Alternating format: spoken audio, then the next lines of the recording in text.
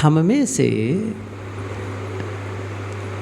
जितने लोग यहाँ बैठे हैं प्रायः वे लोगों को सोचें तो व्यवहार से थोड़ा सा ऊपर उठकर, व्यवहार जगत से थोड़ा ऊपर उठकर जब कोई परमार्थ के क्षेत्र में जाता है, धर्म के क्षेत्र में कुछ कार्य करता है, इसका मतलब यह नहीं है कि वह केवल परलोक के लिए है। कहते हैं ना लोक और परलोक, तो ये मान करके न चले कि हम धर्म कर्म करेंगे तो हमारा परलोक सही होगा या फिर अगला जन्म सुधरेगा। नहीं, अगला जन्म क्या होगा क्या नहीं इसको अभी स्थगित कर देते हैं। अभी तो जन्म है ना, अभी तो जी रहे हैं, और यह जीवन जब तक जीवन है वह कैसा होना चाहिए? क्या यह जीवन दुखमय हो और मरने के बाद जब जन्म मिले तो सुखमय हो? ऐसा कभी नहीं होता है। दुखमय जीवन से सुखमय जीवन का निर्माण नहीं होगा। आप समझो, साहब ने जैसा कहा ना, कांटे का बीज बोकर आप फूल नहीं पा सकते, आम नहीं पा सकते, बोया पेड़ बबूल का आम कहाँ से खाए। फिर से कह रहा हूँ, दुखमय जीवन से सुखमय जीवन का निर्माण नहीं हो सकता है।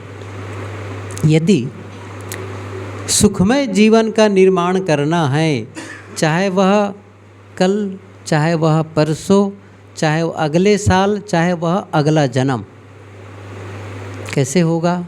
मैंने कहा ना, जैसे कि आप फसल आप 2 महीने बाद लेना चाहें, 4 महीने बाद लेना चाहें, या फिर 2 साल 4 साल बाद लेना चाहें, बीज तो आज बोना होगा ना, बीज आज बोना होगा।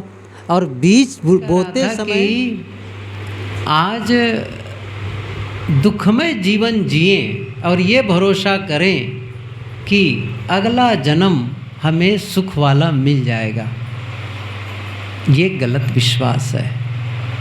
आज ही मेरा मतलब है, जब आप धर्म के क्षेत्र में आगे बढ़ें, साधना के क्षेत्र में आगे बढ़ें, अध्यात्म के क्षेत्र में कुछ, अब उसका नाम अलग अलग ले लो, कोई भजन करता है, कोई पूजा करता है, कोई तीर्थों में जाता है, कहीं वो नदी इत्यादि में जाके स्नान करता है, या घर में ही मंदिर बना के पूजा करता है, ये आप जानो, ये मेरा विषय नहीं है।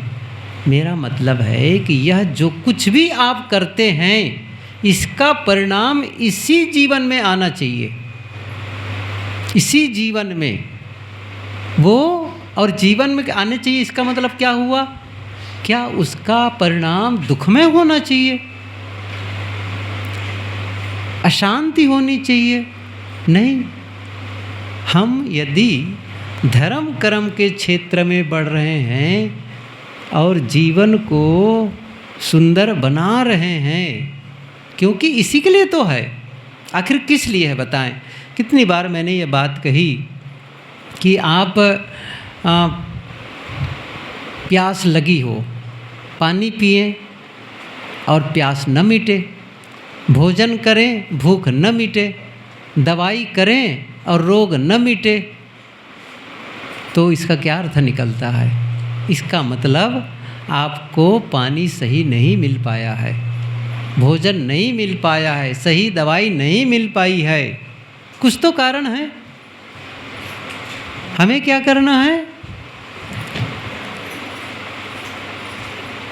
कि जब हम इस काम में लगें, पूजा पाठ धर्म कर्म, इसका मतलब है हमारे जीवन का दुख घटे, जीवन में आनंद का अनुभव हो, शांति का अनुभव हो, तभी इसका मतलब है।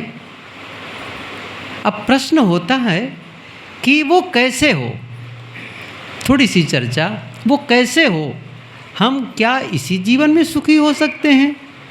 इसी जीवन में आनंद का अनुभव कर सकते हैं? इसी जीवन में मोक्ष का अनुभव किया जा सकता है? बिल्कुल किया जा सकता है, और इस जीवन में नहीं किया तो फिर कोई मतलब ही नहीं है। जैसे कोई कहे अच्छा क्या मैं भोजन करूँगा तो मुझे तृप्ति मिल जाएगी, मेरी भूख मिट जाएगी, क्या कहेंगे? अब बिल्कुल मिटेगी। ऐसे ही तो है ये। तो वो कैसे हो, ये बहुत महत्वपूर्ण है। देखिए एक चीज़ समझे ज़रा से, आज तक जिसने भी उस सत्य का अनुभव किया है, जितने भी परम आनंद का या गहरी शांति का अनुभव किया है, और थोड़ा नाम को बढ़ा दो, निर्वाण जिसने भी अनुभव किया है, उन सब ने आज तक जितने भी महापुरुष हैं, सब ने एक बात ज़रूर कही है, जो भी हमने अनुभव किया है वो बाहर नहीं अपने भीतर किया है। तो एक उदाहरण बता दो जिसने कहा हो बाहर किया है, या बाहर मैंने बहुत दौड़ा और मुझे मिल गया, ऐसा किसी ने कहा है? कोई उदाहरण बताएं।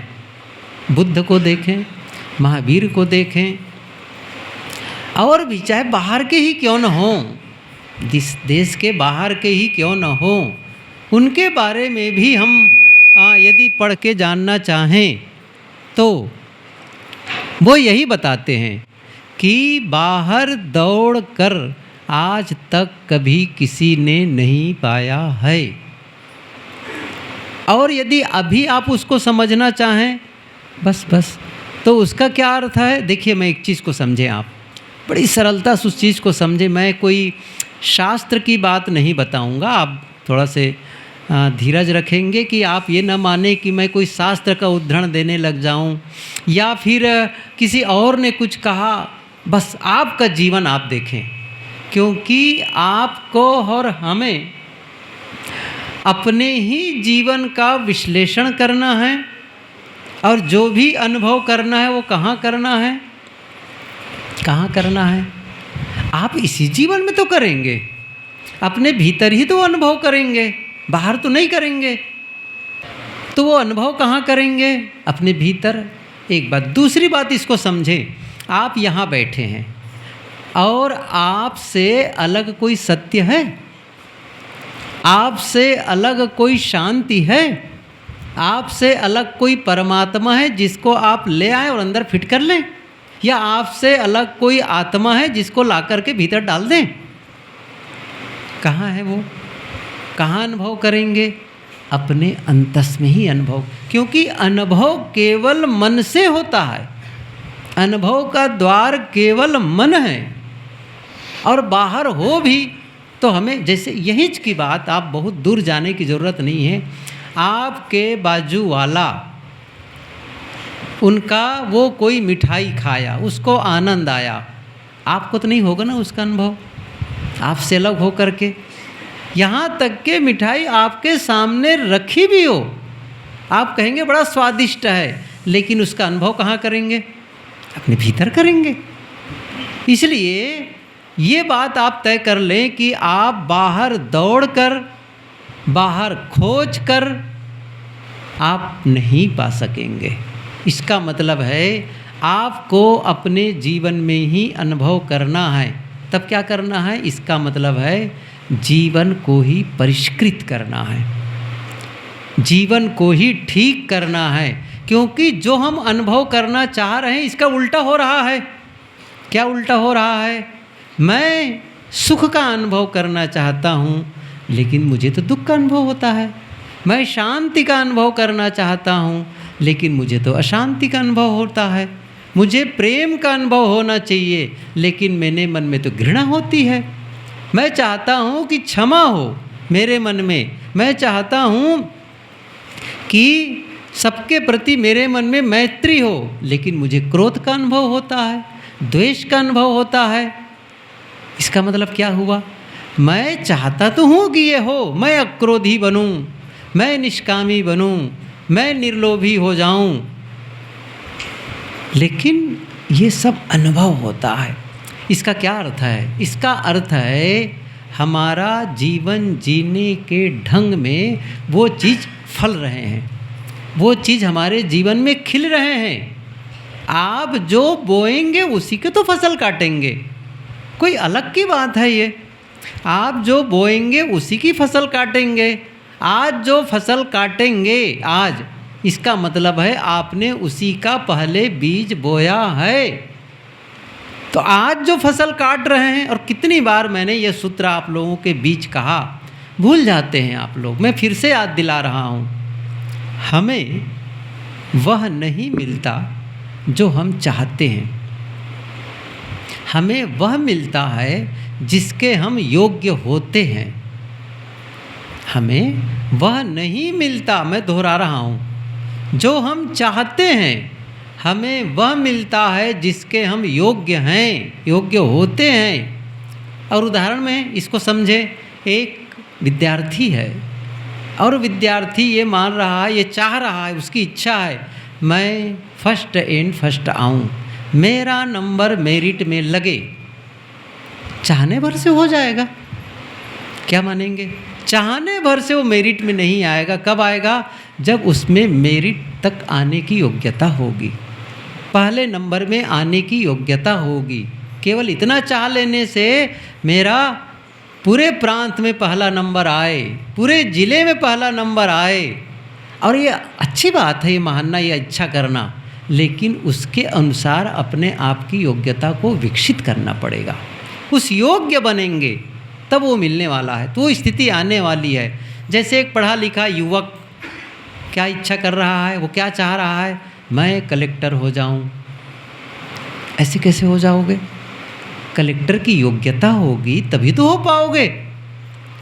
कलेक्टर की योग्यता होगी तभी आप कलेक्टर हो पाएंगे। ऐसे ही मैं क्या चाह रहा हूँ, हम सभी क्या चाह रहे हैं, मैं सुखी जीवन जीऊँ, मैं आनंद का अनुभव करूं, मैं शांति का अनुभव करूं, आपस में जो परिवार है, रिश्ते हैं, उस रिश्ते में मधुरता का अनुभव करूं, आपस में प्रेम का अनुभव करूं।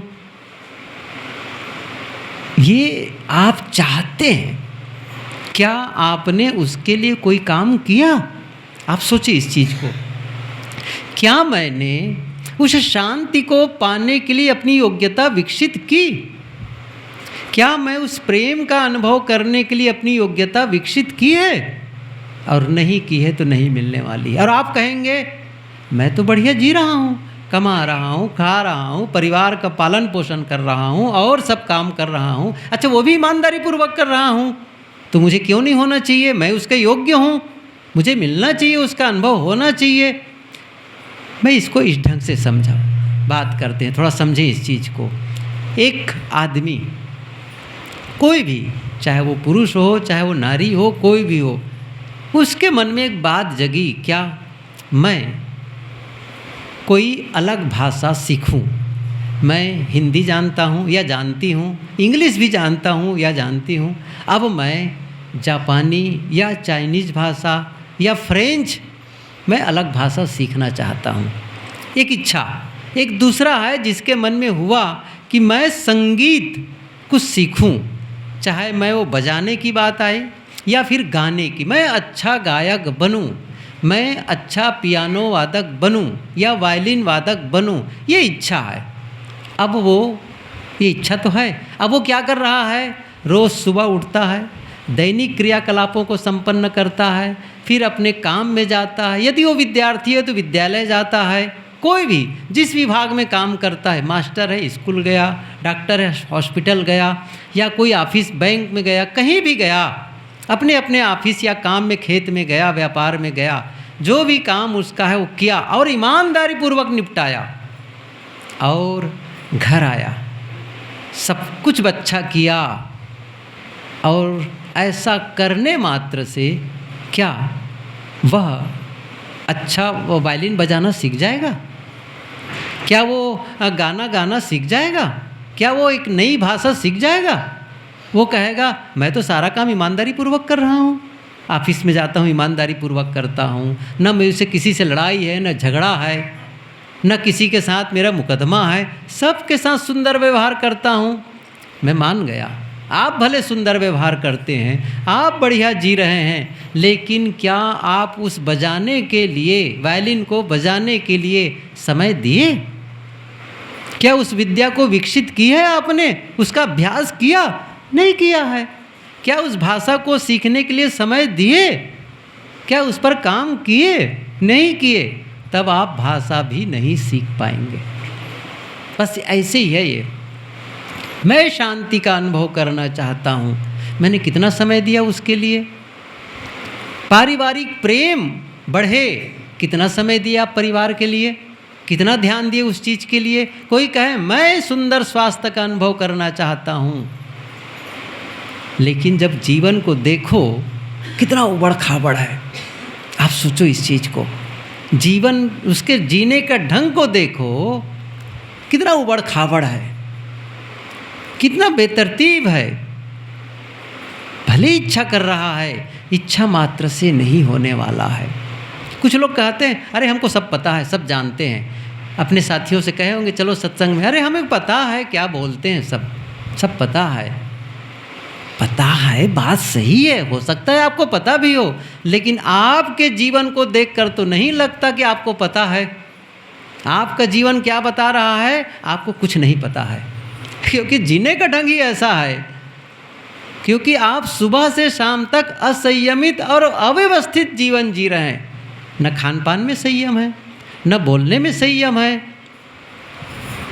न विचार में संयम है, और न ही किसी प्रकार जो आप काम करते हैं उसमें एक कोई सिद्धांत है, एक कोई उसूल है, कोई नैतिकता का कोई नियम नहीं है।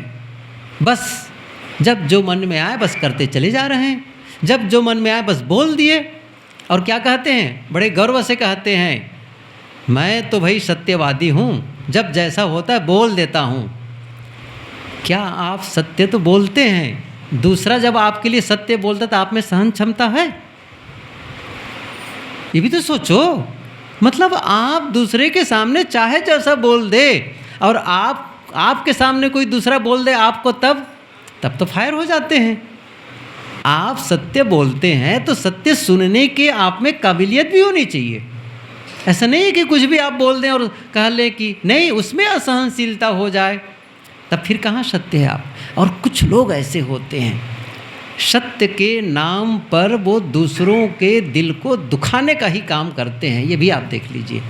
कई बार होता क्या है, सत्य बोलने में उनको बहुत रुचि नहीं है, लेकिन सत्य बोल करके दूसरों को तकलीफ मिले इसलिए सत्य बोलते हैं। ऐसा भी है। वो सत्य किस काम का? ये हम लोग सुने हैं ना, सत्यम ब्रूयात प्रियम ब्रूयात।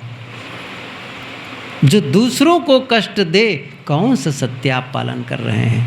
मतलब आपका इंटेंशन, आपकी जो भावना ही ऐसी है कि उन्हें कष्ट मिले इसलिए बोल रहे हैं।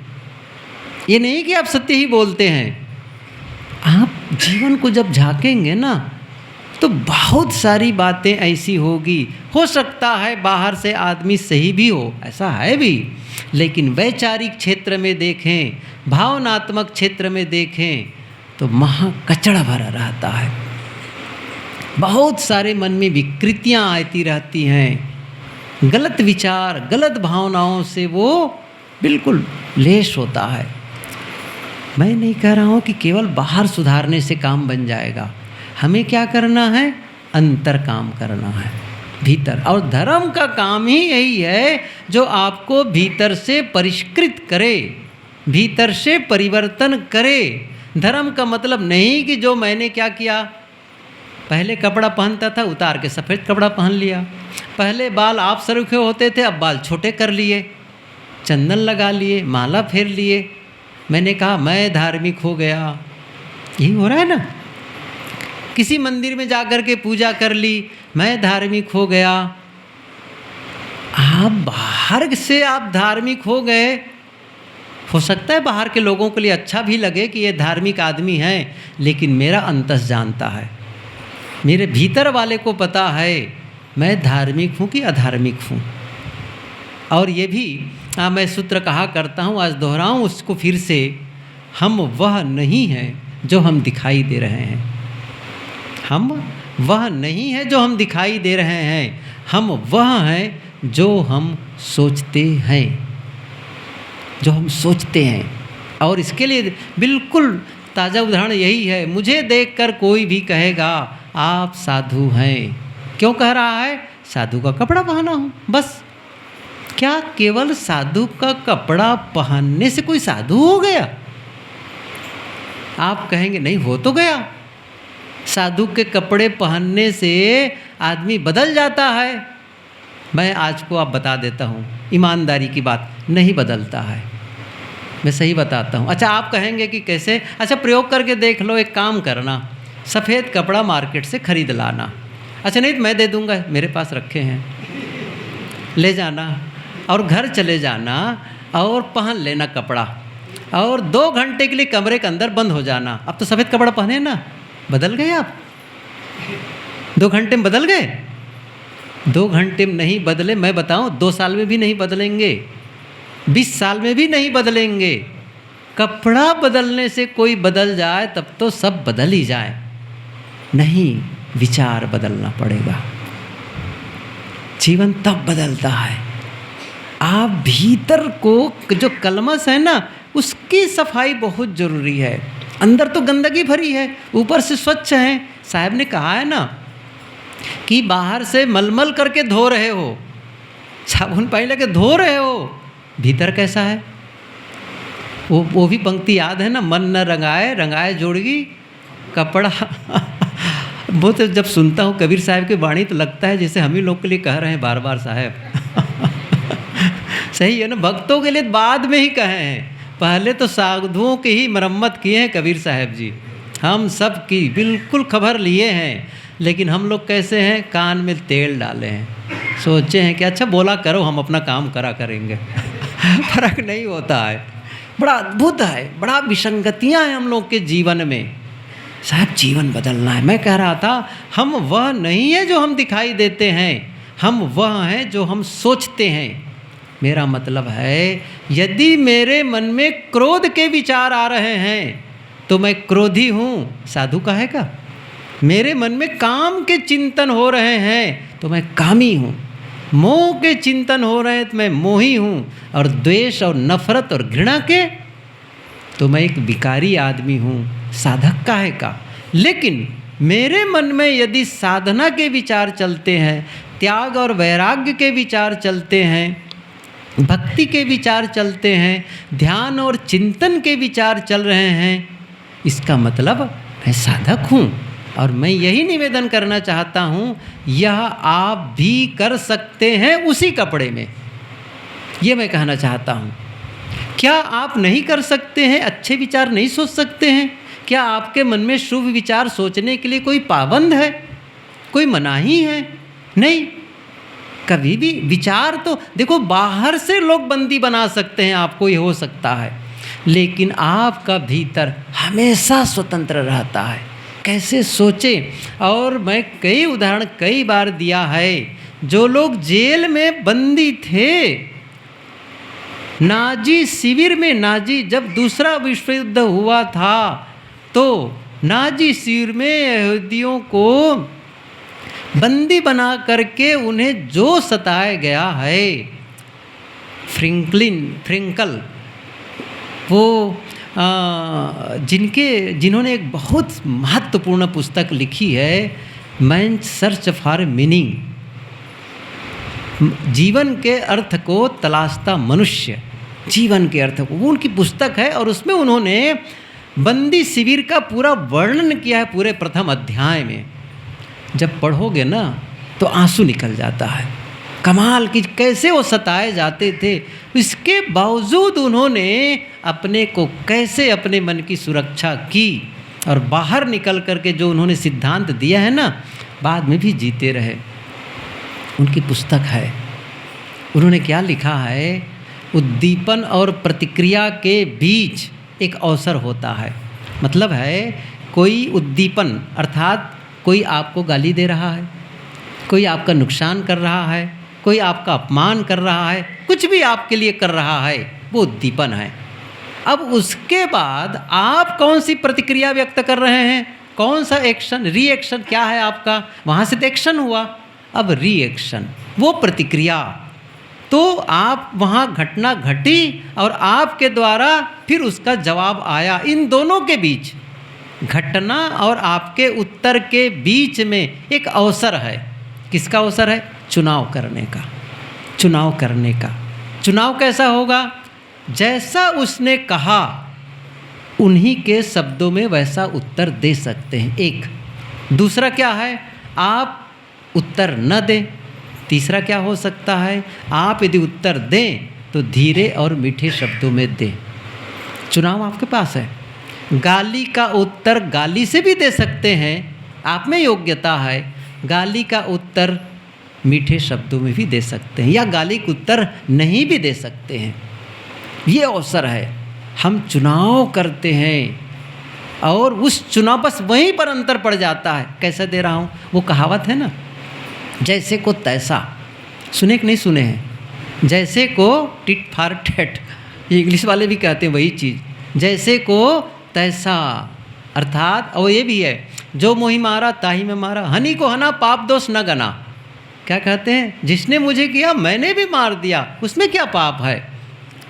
जीवन इससे नहीं बनेगा। आप समझो इस चीज़ को। यदि किसी ने गाली दी और आपने भी गाली दे दी, जीवन इसी से बनेगा? जीवन बनता है गाली का उत्तर गाली न देने से। हमेशा ध्यान दीजिए। क्रोध किया किसी ने और आपने भी क्रोध कर दिया, तद बराबर का सौदा हो गया। जीवन उससे नहीं बनेगा। जीवन बनेगा क्रोध का उत्तर मीठे से। साहब ने कहा भी है, वो तो वैसा ही हुआ। साहब की पंक्ति बिल्कुल हिंदी में है और इतना बढ़िया बताते हैं सदगुरु कबीर, वो तो वैसा ही हुआ तू मति होहु अयान। वो तो अज्ञानी है, ना समझ है, कभी वो सत्संग से वास्ता ही नहीं पड़ा है, कभी संतों से मुलाकात ही नहीं हुई है, उनको ये भी नहीं पता है कि क्रोध नहीं करना चाहिए। वो तो अज्ञानी है, वो कर रहा है और मैं भी वही करूं। इस ज्ञान के बावजूद कि मुझे पता है कि क्रोध करना गलत है, इस ज्ञान के बावजूद मैं क्रोध कर रहा हूँ। साहब क्या कहते हैं? तू मति होहु अयान। वो निर्गुणिया, उसमें ज्ञान नहीं है। तू गुणवंता, तू ज्ञानवान है, मत एक ही में शान। दोनों के एक में मत मिला। उसने गलती की, वही गलती मैं करूं, तो दोनों में अंतर क्या हुआ? जीवन उससे बनता है, उस गलती के बदले में भी मुझे गलत नहीं करना। अच्छा, ये कब होगा? थोड़ा समझने जैसी बात है ये। थोड़ा सा हम लोग क्या करते हैं, सबसे बड़ी बात है ना, छोटे मोटे कर्म कांड को कर लेते हैं और अपने आप को मान लेते मैंने धर्म का काम पूरा कर दिया। और सच बताऊं ना, धर्म की अभी ABCD भी शुरू नहीं हुई रहती है, शुरुआत भी नहीं हुई रहती है भीतर से काम करने की। क्योंकि उसके लिए तो मैंने कहा ना, आपको समय निकालना पड़ेगा, अकेले में बैठना पड़ेगा। जब तक के आपने अपने जीवन को बनाने के लिए वक्त नहीं दिया है, कैसा जीवन चाहिए उसको आपने पहले भीतर में नहीं जिया है, तो बाहर नहीं प्रकट होगा, बाहर नहीं होगा। जिसे आप चाह रहे हैं, अब जैसे मैंने कहा ना, गाली के उत्तर गाली न दो। अभी कोई सरल काम है क्या? कहना तो बड़ा सरल है, बहुत सरल है, लेकिन उसको करने के लिए पहले आपको काम करना पड़ेगा। क्या काम करना पड़ेगा? अकेले बैठो, अकेले बैठ करके कल्पना करो। क्योंकि ये अवसर देखे होंगे कभी न कभी, उसने गाली दी और ऐसा भी आपको अनुभव है कि आपने भी गाली दी। या गाली का मतलब जैसे शब्द बोले वो तो घर में ही होता है, दूसरे ने ज़ोर से बोल दिया, अब आप भी ज़ोर से बोल दिए। गाली का मतलब ये मत मान ले केवल गाली ही है, मतलब कटु शब्द कुछ ऐसा है कि जो आप तिल मिला गए, परेशान हो गए, ऐसा। और आपने भी वैसे ही बोल दिया। ये आप कई बार कर चुके हैं। अब आप क्या चाहते हैं? नहीं, अब मुझे बदलना है, तभी तो होगा। आप कहेंगे जैसा किया मैं भी कर दिया, क्या गलत है उसमें, मुझे क्या ज़रूरत है बदलने की? तब कभी नहीं बदलेगा। ये जो हमारा बिलीफ सिस्टम है ना, ये जो हमारा उस पर विश्वास है कि क्रोध की ज़रूरत है, बिना क्रोध के घर के लोग ठीक नहीं होते। जब तक न डांटो बच्चे सीधे नहीं होते हैं, समझ रहे ना? जब तक उनको 2-3 तमाचा न लगा दो ठीक है नहीं होते हैं। ऐसा विश्वास है, तब आप ऐसे ही जीवन जिएंगे। आप ध्यान दीजिए। लेकिन आपको जिस दिन लगेगा ये जीने का गलत तरीका है, क्योंकि मैं बच्चों को डांट कर देखा नहीं बदले, मार कर देखा नहीं बदले। क्या मार पीट से और बच्चों को डांटने से कभी बच्चा बदला है? आप तो कर चुके होंगे इस चीज़ को। ये रास्ता ही नहीं है। जब तक उन्हें विश्वास में नहीं लोगे, जब तक नहीं लगेगा कि ये मेरे मित्र हैं और मेरे हित की बात कह रहे हैं, उन्हें जब ये रियलाइज करा पाओगे और उनके अंदर में इतना प्रेम उलेड़ दोगे, उन्हें लगेगा इतना प्रेम करते हैं तो निश्चित रूप से मेरे लिए ही कह रहे हैं। ये रियलाइज जब हो जाएगा ना, तब उसमें अंकुर होगा, तब परिवर्तन की संभावना बनेगी। मैं कह रहा हूँ संभावना बनेगी। यह भी हो सकता है आपने बहुत मेहनत की और रिजल्ट नहीं भी आया। कई बार होता क्या है, अच्छी योजना भी कई बार असफल हो जाती है, कई बार, क्योंकि मनुष्य कुछ अलग ही है ना। सब कुछ तो यही नहीं है, कुछ तो लेकर आता है पुराना, यहीं पर तो हारना पड़ता है। यहीं पर क्या होता है, कुछ तो अलग होता है। लेकिन आप अपना दायित्व, आप खुद अपने को नियंत्रित नहीं कर पा रहे हैं और बच्चों को नियंत्रित करने चले हुए हैं। आप अपने जीवन को सही दिशा नहीं दे पा रहे हैं और बच्चों को सही दिशा देने जा रहे हैं। ये कैसे हो सकता है? पहला नियंत्रण खुद पर, पहले अपनी भावनाओं पर नियंत्रण करना है, पहले अपने विचारों पर नियंत्रण करना, कुछ काम करना है, तभी आप वो काम कर पाएंगे। तो मैं ये कह रहा था कि किसी के लिए तो आपको पता है कि वो नाराज़ कर देता है और आपने किया है, और जैसे भाव जगा मुझे बदलना है, वो जाने उनका विषय। लेकिन मेरे अंदर जो कटुता आती है, मेरे अंदर जो क्रोध आ जाता है ना, ये मुझे नहीं चाहिए। अच्छा, क्रोध क्यों नहीं चाहिए ये भी समझ ले थोड़ा सा। मैं कहूँ कि क्रोध पर क्रोध क्यों है आपको, आने दो ना क्रोध। कुछ लोग कहते हैं ना, क्या बताऊँ मुझे बहुत क्रोध आता है। मैं मजाक करता हूँ, अच्छा दिखाओ कहाँ है क्रोध कहाँ है क्रोध? अरे ऐसे थोड़ी दिखाया जाता है। मतलब कोई सिचुएशन क्रिएट होता है, कोई ऐसी घटना घटती है जो आपके मन के प्रतिकूल होती है और आप वहाँ से उबल पड़ते हैं, भभक पड़ते हैं, चिल्ला पड़ते हैं, और आपके नहीं चाहने पर वो परिस्थिति आप कर बैठते हैं, तो क्रोध है। अब ये आपने पता चला, अब ऐसी परिस्थिति में आप उसे बदलना चाहेंगे। मैं कह रहा था कि क्रोध पर क्रोध क्यों है, क्षमा करें, वो क्रोध पर क्रोध क्यों है? देखिए इस चीज़ को समझें, नहीं तो ये मानेंगे, वो कहावत है ना, सीधी उंगली से घी नहीं, याद है? याद कहाँ नहीं रही, वो तो कंठ वहाँ जमा हुआ है भीतर में कुछ तो करो इनके लिए, हो गया है कि नहीं है? कुछ तो है, ये भाव है। लेकिन आध्यात्मिक विकास करना चाहते हैं और सचमुच आपस में प्रेम पूर्ण व्यवहार करना चाहते हैं, तब तो बदलना होगा। तो क्रोध क्यों नहीं करना है? किसी ने कहा क्रोध क्यों नहीं करना है? उसने क्या कहा, मैं क्रोध इसलिए नहीं करना चाहता हूँ कि जब मुझे क्रोध आता है, जब जब मेरे अंदर में क्रोध का भाव जगता है, तब मैं नहीं चाहता हूँ मेरे मुंह से वो शब्द निकल जाते हैं। मैं नहीं चाहता हूँ, मैं वैसा जो सामान्य स्तर पर जब क्रोध नहीं होने पर मैं वैसा शब्द नहीं बोलता, वैसा काम नहीं करता, लेकिन क्रोध आने पर मेरे मुंह से वो शब्द निकल जाते हैं, मेरे से ऐसे काम हो जाते हैं, और जब जिसकी याद आती है बाद में, तब मुझे पछतावा होता है, मैंने ऐसा क्यों किया, इस प्रकार क्यों नाराज हुआ, ये मुझे अफसोस होता है। और मैं अफसोस भरा जीवन नहीं जीना चाहता हूँ, बाद में पछतावा वाला जीवन नहीं जीना चाहता हूँ, इसलिए मैं इससे अलग होना चाहता हूँ। और घर का वातावरण भी बिगड़ जाता है, क्योंकि आप क्रोध करके किसी को भी प्रसन्न नहीं कर सकते, आप क्रोध करके सामने वाले से प्रेम नहीं पा सकते। करके देखो, बहुत डांट फटकार चिल्लाओ और ये भरोसा करो अब मेरे से वहाँ से प्रेम आने वाला है, मेरा सम्मान होने वाला है, क्या ये संभव है?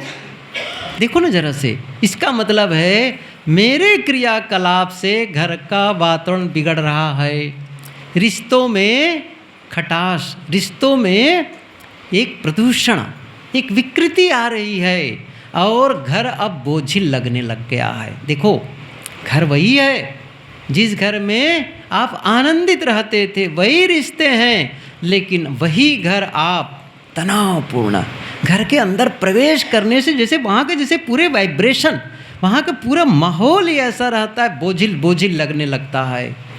कैसा जीवन है।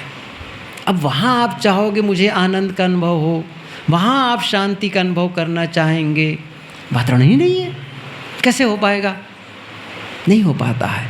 इसलिए आप इस चीज़ पर काम भी करें। मैं कह रहा था कि वो कैसे करें, तो बात यहाँ पर थी कि किसी ने क्रोध किया। अब मैं क्या चाहता हूँ, मैं ना करूँ।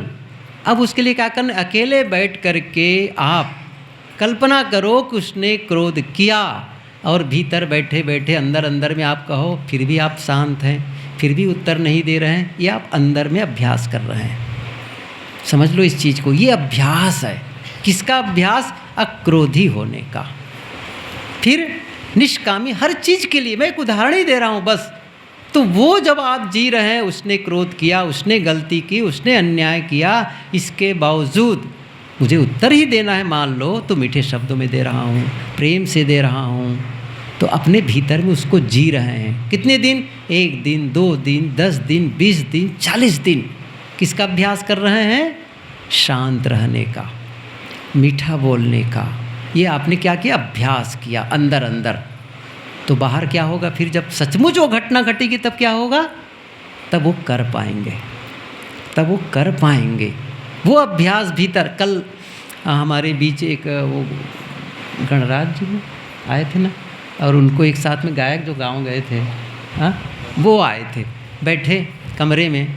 मैंने कहा भैया क्या करते हो?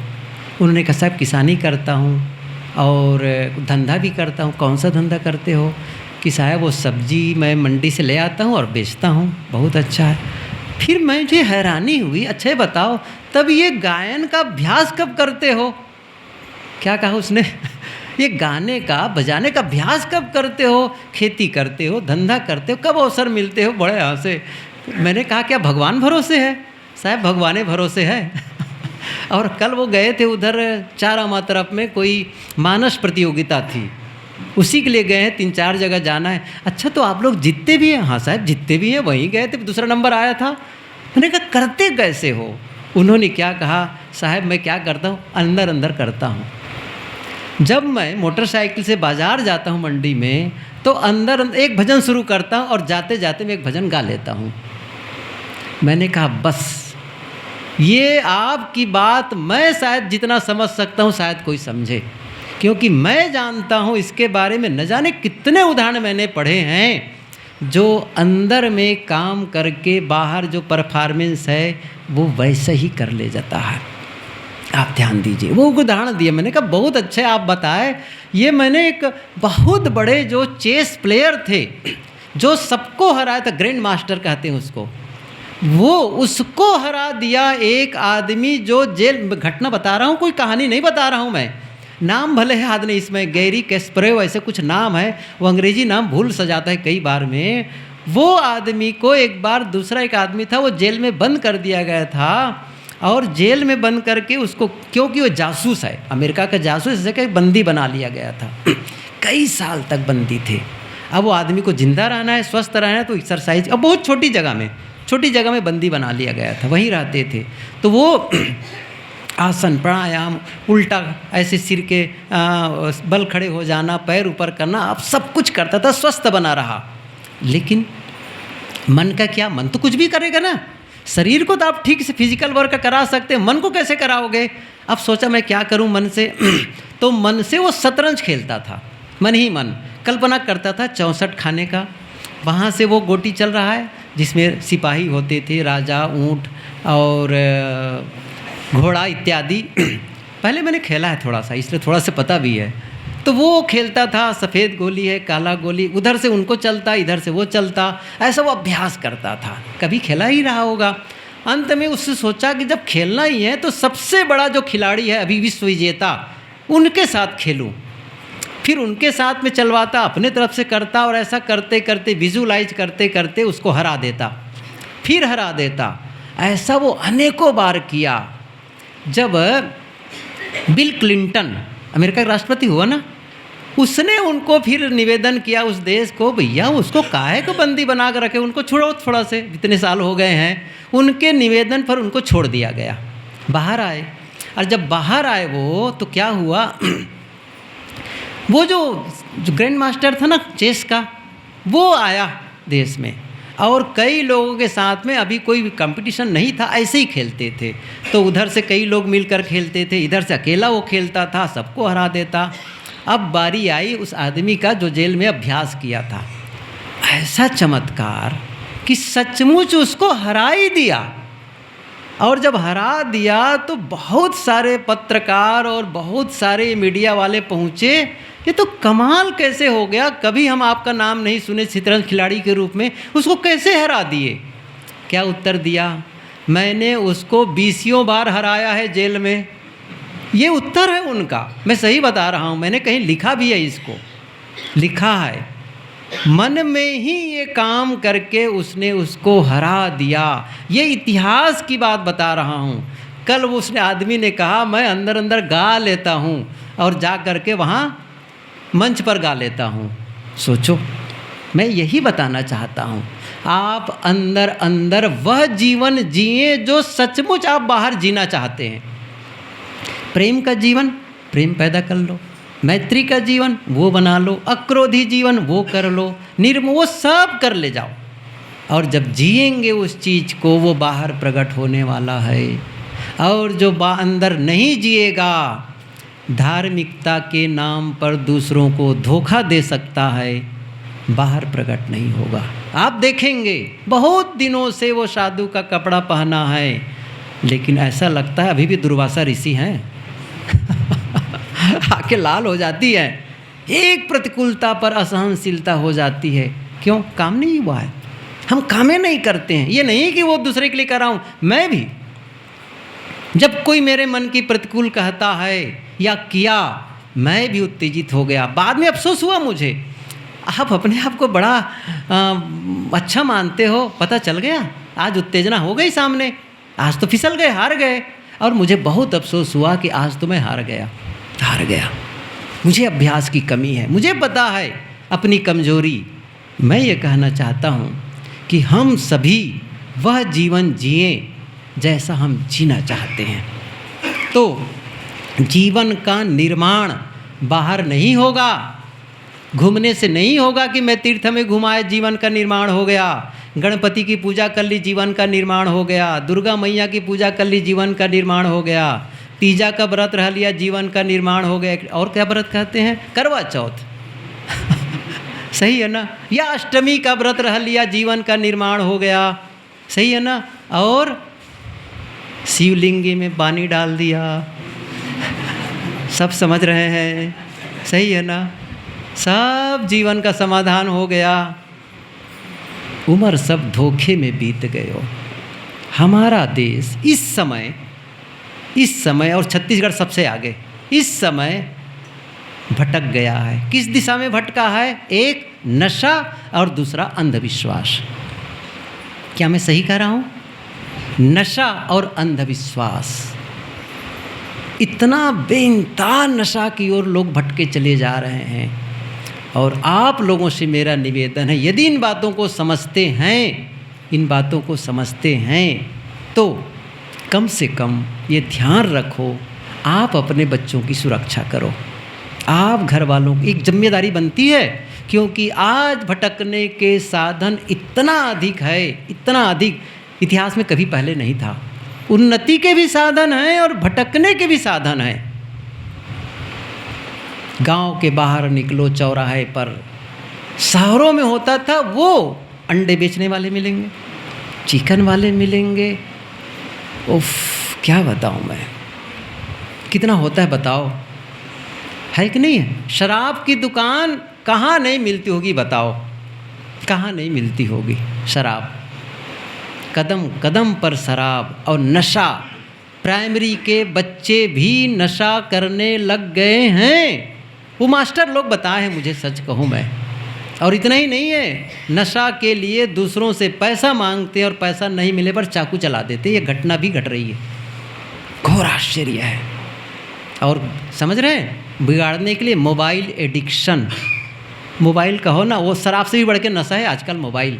आपको पता है, आपको नहीं लगता है कि आप बच्चों को, आप पहले तो अगर टीवी होता तो सब लोग घर भर के बैठते थे देखने के लिए, अब हर आदमी के हाथ में मोबाइल टीवी है। आपका बेटा, जवान बेटी अपने कमरे में, बंद कमरे में मोबाइल में क्या देख रहा है, आपको पता है? पूछ लो क्या दिख रहे हो, जरा दिखाओ मुझे, जरा दिखाओ अपने मोबाइल खुला करके क्या क्या देखते हो। पासवर्ड, आजकल तो पासवर्ड चलता है, नहीं देख सकते माता पिता, कमाल है ना। और कह दो मोबाइल बंद कर दो, 6 महीना के लिए बंद कर दो, मुझे छोड़ दो मोबाइल। अपने बच्चों से कहने की हिम्मत है? मैं कितनी बार कहा इस उदाहरण को। आपके बच्चे क्या कहेंगे? आपको छोड़ दूंगा, मोबाइल नहीं छोड़ूंगा। है ना मोबाइल एडिक्शन। और ये नहीं है कि बच्चे करते हैं, सब। मैं कहानी सुन रहा था, एक कहानी कहूँ और बंद कर दूँ, कैसे मोबाइल को लेकर के लत है। एक स्कूल टीचर मैडम गई स्कूल में और बच्चों को आज एक ऐसे लिखने के लिए एक विषय देती है, माई विश, मेरी इच्छा, मेरी चाहत, माई विश मेरी चाहत, इस पर लिखो। बच्चे लिख करके पेपर जमा कर दिए। वो मैडम पेपर लेकर के घर आई, जांचने लगी, सोफ़ा पर बैठ करके, बाजू में उसका पति बैठा था, मोबाइल देख रहा था। घर के अंदर में उनके सास ससुर थे, वे लोग दोनों मोबाइल देख रहे थे। उनकी ननद थी, वो अपना मोबाइल देख रही थी, और वो जांच रही थी पेपर जांचते जांचते आँखों से आंसू आने लगे आंसू। तो उसके पति बाजू में बैठा था सोफ़ा में, उसने कहा, देखा क्यों रो रही हो? उसने रोते रोते क्या कहा कि इसमें बात ही कुछ ऐसी लिखी है, मैंने आज विषय दिया था स्कूल में माई विश, और इस बच्चे ने जो लिखा है उसको लेकर के मैं रो रही हूँ। क्या लिखा है इसमें जिसको लेकर के रो रही हो?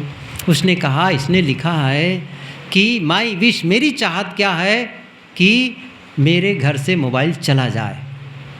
क्या कहा है? लिखा है मेरे घर से मोबाइल चला जाए, ये मेरी चाहत है, क्योंकि जब मैं घर जाता हूँ तो मैं दादा दादी से बात करना चाहता हूँ, दोनों मोबाइल में मतवाले रहते हैं, उसमें बिजी रहते हैं, मेरे से बातें नहीं करते हैं। बुआ के पास जाता हूँ, वो भी मोबाइल में व्यस्त रहते हैं, वो भी मेरे से बात। पप्पा आते हैं स्कूल से, वे भी मोबाइल में रहते हैं, वो मेरे से प्रेम नहीं करते, मोबाइल से बात करते हैं। मम्मी के पास जाता हूँ, वो मोबाइल में बातें करते हैं, मैं किसके पास जाऊँ? मैं चाहता हूँ मोबाइल चली जाए। यदि कोई जादू आप जानते हैं तो वो जादू मुझे सिखा दीजिए। मैं चाहता हूँ यदि ये मोबाइल ही इतना प्रिय है तो मुझे मोबाइल बना दो, ताकि मैं दादी के हाथ में रहूं और मुझसे प्रेम करे, मैं दादा के हाथ में रहूं और मुझसे प्रेम करे, मैं मम्मी और पापा के हाथ में रहूं और मुझसे प्रेम करे, यही मेरी विश है। तो पति ने भी कहा, बात तो सही है, ये बेचारा देखो कैसा लड़का है जिसको घर वाले ध्यान ही नहीं देते हैं। ऐसा सुन के वो मैडम थी और ज़ोर से रोने लगी। अरे तो तुम क्यों इतना रो रही हो? उसने क्या कहा पता है? ये कौन लिखा है? ये हमारा गोलू ही लिखा है, जो मेरे स्कूल में पढ़ता है, मेरा ही बेटा लिखा है। समझ रहे हो ना? मेरा ही बेटा लिखा है इसको। क्या मुझे मोबाइल बन जाऊँ मैं? क्योंकि मोबाइल से ही तो प्रेम करते हैं। इतना मोबाइल का एडिक्शन है। मैं इसलिए कहानी कह रहा हूँ, जो नशा कह रहा हूँ ना, नशा में केवल शराब नहीं है, केवल गुटखा नहीं है, एक चीज़ और जुड़ गई है आज। वो क्या है समझ रहे हैं? मोबाइल। इससे बचाओ अपने को, गलत खान पान से बचाओ अपने आप को, सही माइंड सेट जीवन में बनाओ, सही तैयारी करो, तब सुख शांति का अनुभव होगा। नहीं तो धर्म का दिखावा हो जाएगा, भजन और साधना का दिखावा हो जाएगा, और सत्संग भी औपचारिकता रह जाएगी। नहीं, तराशना है, अब कुछ काम करना है जीवन में, जीवन का निर्माण करना है। वह जीवन नहीं जो आज तक जीते आए हैं, अब जीवन का एक नया अध्याय प्रारंभ करें, एक सुख और शांति का बीज बोएं, आनंद का बीज बोएं, आपस में प्रेम नहीं, समय देना है बच्चों को, समय देना है माता पिता को, समय देना है पत्नी को, पति को समय देना है, बात करने, मोबाइल अलग कर दो, टीवी अलग कर दो, आपस का प्रेम, तब जा कर के जीवन सुंदर बनेगा। बहुत कुछ कहा, आप लोग भी धैर्यपूर्वक सुनते रहें, यही धन्यवाद है। मैं तो सोचा